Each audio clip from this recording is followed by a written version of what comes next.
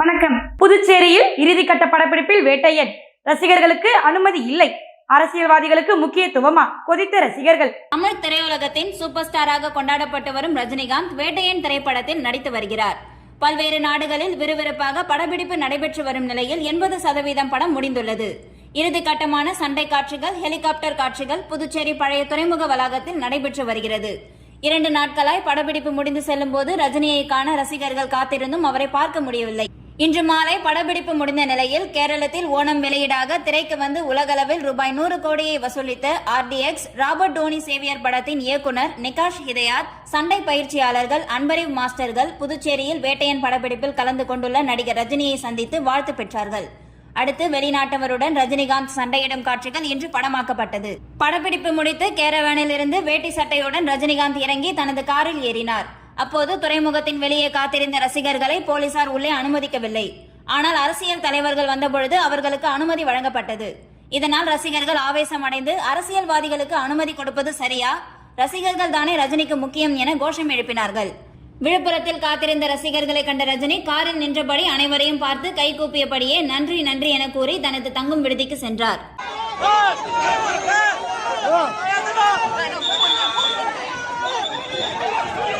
புதுச்சேரி அரசு பரிந்துரைக்கப்பட்ட புத்தகங்களை எடுத்துச் செல்வதற்காக எந்த ஒரு பள்ளியிலும் எந்த ஒரு குழந்தையும் பாகுபாடு காட்டக்கூடாது. மீறினால் சிறார் சட்டத்தின் கீழ் நடவடிக்கை எடுக்கப்படும் என தனியார் பள்ளிகளுக்கு பள்ளிக்கல்வித்துறை எச்சரிக்கை விடுத்துள்ளது. இது குறித்து புதுச்சேரி அரசு பள்ளி கல்வித்துறை தனியார் பள்ளிகளுக்கு அனுப்பிய சுற்றறிக்கையில் புதுச்சேரி மாநிலத்தில் கட்டாய கல்வி உரிமை சட்டம் 2009 கீழ் அனைத்து பள்ளிகளிலும் ஒரே மாதிரியான பாடத்திட்டம் மற்றும் அனைத்து குழந்தைகளுக்கும் தரமான கல்வி கிடைத்திட வேண்டும். துவக்க நிலையில் NCERT அல்லது மாநில பாடத்திட்டமாக SCERT பரிந்துரைத்த புத்தகங்கள் மட்டுமே பின்பற்ற வேண்டும் எனவும், மாணவர்கள் கொண்டு செல்லும் புத்தக பைகளின் எடை குறைவாக இருத்தல் வேண்டும் என்றும், புதுச்சேரி அரசு பரிந்துரைக்கப்பட்ட புத்தகங்களை எடுத்துச் செல்வதற்காக எந்த ஒரு பள்ளியிலும் எந்த ஒரு குழந்தையையும் பாகுபாடு காட்டக்கூடாது, துன்புறுத்தக்கூடாது அல்லது புறக்கணிக்கப்படக்கூடாது. இதனால் மனம் அல்லது உடல் ரீதியான துன்பம் ஏற்படும்படி செய்தால் சிறார் நீதி சட்ட விதிகளை மீறியதாக நடவடிக்கை எடுக்கப்படும். ஆகவே அனைத்து தனியார் பள்ளிகளும் இதனை உறுதிப்படுத்த வேண்டும் என தனியார் பள்ளிகளுக்கு புதுச்சேரி அரசு பள்ளி கல்வித்துறை சுற்றறிக்கை அனுப்பியுள்ளது. கம்பன் விழாவில் பல்வேறு போட்டியில் கலந்து கொண்ட மாணவர்களுக்கு JVS அறக்கட்டளை சார்பாக பரிசுகள் வழங்கப்பட்டது. புதுச்சேரியில் ஆண்டுதோறும் கம்பன் விழா கம்பன் கலையரங்கில் நடைபெறும். இதில் புதுவை மட்டுமல்லாமல் தமிழ்நாடு பகுதியைச் சேர்ந்த தமிழ் அறிஞர்கள், கவிஞர்கள் கலந்து கொள்வார்கள். இதில் தமிழ் அறிஞர்களுக்கும் மற்றும் மாணவர்களுக்கும் பல்வேறு போட்டிகள் நடத்தப்படும். அந்த வகையில் 2ஆம் நாள் விழா கலையரங்க வளாகத்தில் நடைபெற்றது. இவ்விழாவில் JVS அறக்கட்டளை சார்பாக பல்வேறு போட்டிகளில் வெற்றி பெற்றவர்களுக்கு பரிசளிக்கும் விழா நடைபெற்றது. இதில் முன்னாள் முதலமைச்சர் ஜானகிராமனின் மகன்கள் JVS ஆறுமுகம் மற்றும் சந்திரேஷ்குமார் ஆகியோர் கலந்து கொண்டு பரிசுகளை வழங்கி கௌரவித்தனர். மேலும் இதில் கம்பன் கழக நிர்வாகிகள் மற்றும் தமிழ் அறிஞர்கள், கவிஞர்கள் என ஏராளமானோர் கலந்து கொண்டனர். புதுச்சேரியில் குற்ற சம்பவங்களை தடுக்கும் வகையில் பெரியகடை காவல் நிலைய ஆய்வாளர் ஜெய்சங்கர் தலைமையிலான போலீசார் தமிழ் சங்கம் அருகே வாகன சோதனையில் ஈடுபட்டனர். புதுவை மாநிலத்தில் தொடர்ந்து குற்றச்சம்பவங்கள் பெருகி வருவதால் காவல்துறை கஞ்சா மற்றும் போதைப் பொருட்களை ஒழிப்பதற்காக பல்வேறு நடவடிக்கைகளில் ஈடுபட்டு வருகின்றனர். அந்த வகையில் பெரியகடை காவல் சரகத்திற்குட்பட்ட பல்வேறு இடங்களில் ஆய்வாளர் ஜெயசங்கர் மற்றும் உதவி ஆய்வாளர் முருகன் தலைமையில் காவல்துறையுடன் சேர்ந்து பல்வேறு சோதனைகளில் ஈடுபட்டு வருகின்றனர். அந்த வகையில் 45 அடி சாலை தமிழ்ச்சங்கம் அருகே திடீரென இருசக்கர வாகன சோதனையில் ஈடுபட்டனர். இதனால் அப்பகுதியில் சிறிது நேரம் பரபரப்பு ஏற்பட்டது. புதுச்சேரி கம்பன் கலையரங்கத்தில் 57வது ஆண்டு கம்பன் விழா சிறப்பாக நடைபெற்றது. புதுச்சேரியில் 3 நாட்கள் நடைபெறும் கம்பன் விழாவை ஆளுநர் CP ராதாகிருஷ்ணன் அவர்கள் தொடங்கி வைத்தார். 57வது கம்பன் ஆண்டு விழாவில் முதலமைச்சர் ரங்கசாமி, சபாநாயகர், அமைச்சர்கள் உள்ளிட்டோர் பலர் பங்கேற்றனர். கம்பன் ஆண்டு விழாவில் சாய் கிருபா மருத்துவமனை எலும்பு அறுவை சிகிச்சை நிபுணர் டாக்டர் சிவதாசன் அவர்கள் பங்கேற்று கம்பன் சொற்பொழிவு பாடினார். அந்தவர்க்கே சரண் நாங்களே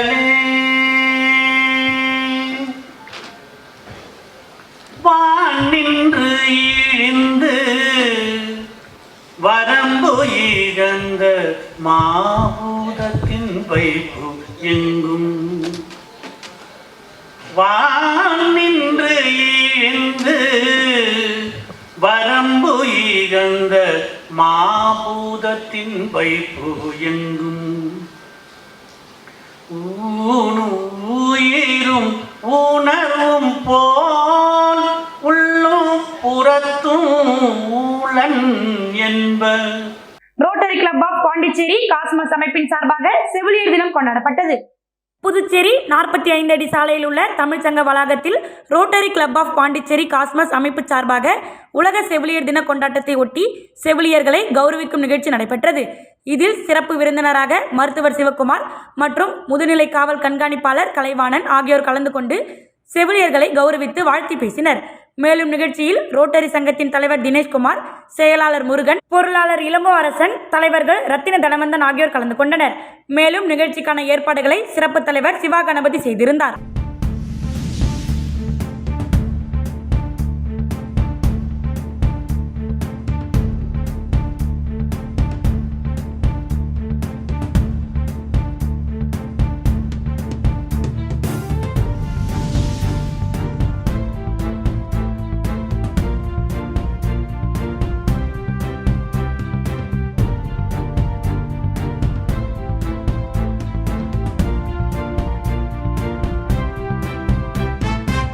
வில்லியனூர் மாடவீதியில் சாலையை ஆக்கிரமித்து வைத்துள்ள கடைகள் மற்றும் விளம்பர பேனர்களை அகற்ற வந்த அதிகாரிகளுடன் வியாபாரிகள் வாக்குவாதத்தில் ஈடுபட்டதால் பரபரப்பு ஏற்பட்டது. வில்லியனூர் 4 மாட வீதிகளில் உள்ள சில கடைகளின் பெயர் பலகைகள் சாலையை ஆக்கிரமித்து வைத்துள்ளனர்.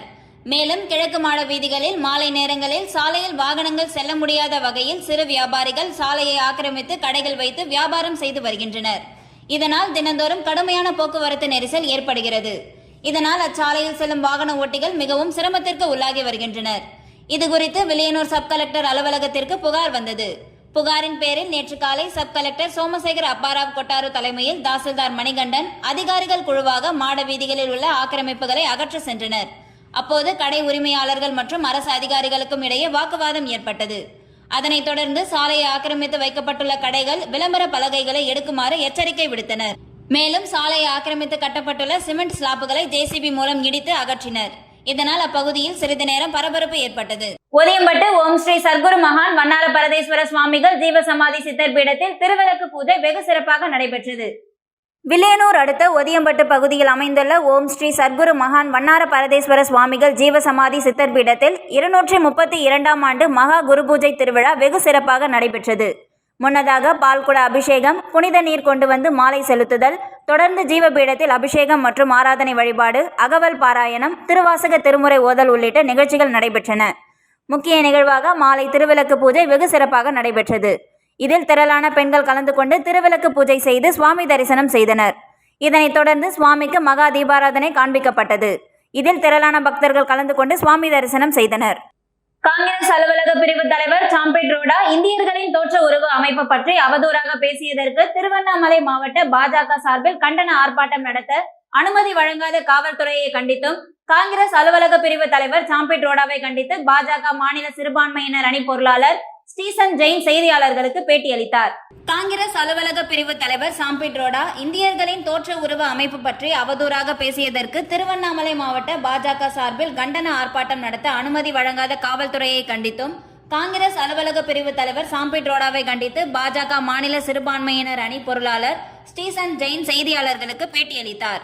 அப்போது பேசிய அவர், காங்கிரஸ் அலுவலக பிரிவு தலைவர் சாம்பேட் ரோடா இந்தியர்களின் தோற்ற உருவ அமைப்பு பற்றி அவதூறாக பேசியதற்கு பாரத பிரதமர் நரேந்திர மோடி மற்றும் தமிழக பாஜக மாநில தலைவர் அண்ணாமலை ஆகியோர் கண்டனம் தெரிவித்தனர். மேலும் திமுக மற்றும் கூட்டணி கட்சியினர் கண்டனம் தெரிவிக்காதது வருத்தம் அளிப்பதாகவும் தெரிவித்தார். இத்துடன் செய்தி நிறைவடைகிறது. நன்றி, வணக்கம்.